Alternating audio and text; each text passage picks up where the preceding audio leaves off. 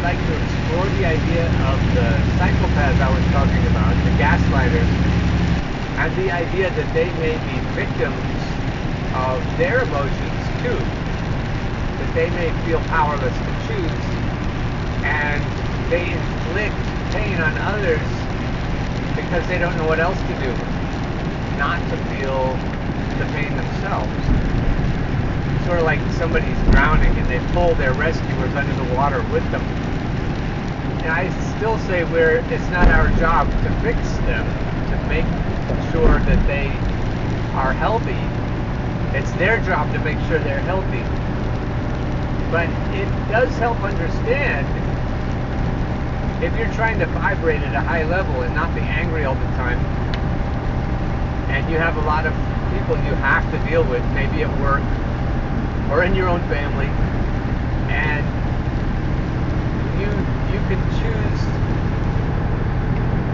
more easily, I think, to shift your own emotions into neutral when you can understand why the gaslighters operate the way they do. They may feel that they have no choice, and if they're diagnosed with something like psychopathy, maybe they don't have a choice.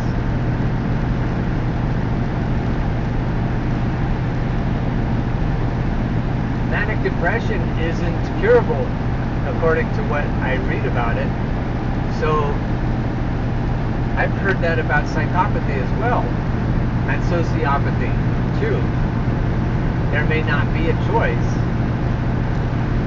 but if there is one, if there is a cure, or at least a workaround, it would be the power of choosing one's own emotions.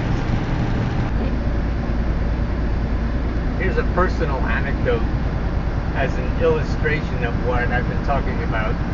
And it's very personal, but it really helps me a lot. So, since I'm the main person who watches the show, here goes. We were at a bar celebrating my son's 21st birthday. Most of his siblings, all of his siblings, he has 4 siblings, were there, and it was a great time.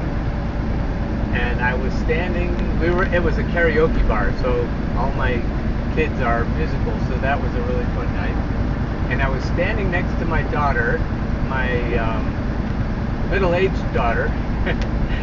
She's almost middle-aged, she's getting there. And I told her, with some emotional content attached, I said that my partner was with another guy right now for the weekend at home, and I was in Erie, 300 miles away, more than 300 miles, and she said to me, "How do you feel about that, Dad?"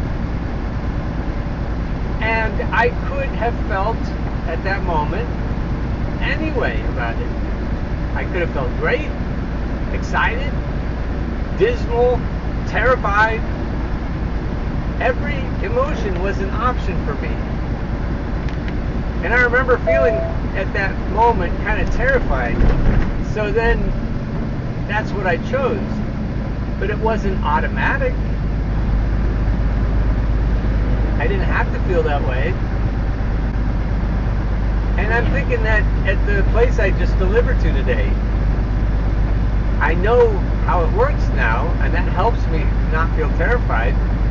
But I can go to a new place that I've read horrible reviews about, and I can go in ready to roll with the punches, ready to feel no certain way, whether it's suggested to my mind or not.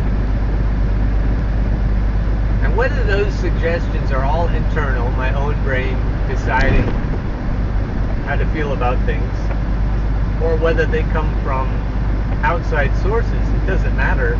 When I have the power to choose, I'm in the driver's seat. Find myself in inclement cosmic weather, her voice comes to my head. "How do you feel about that, Dad?" As an example, we're just coming up to the cosmic weather indicators here, the Turkey Hill windmills. One of them is spinning and the other isn't. So what, you may ask? Which is a good response? Or you could say to yourself, how do you feel about that, Dad? In 3/4 of a mile, arrive at home, on the right.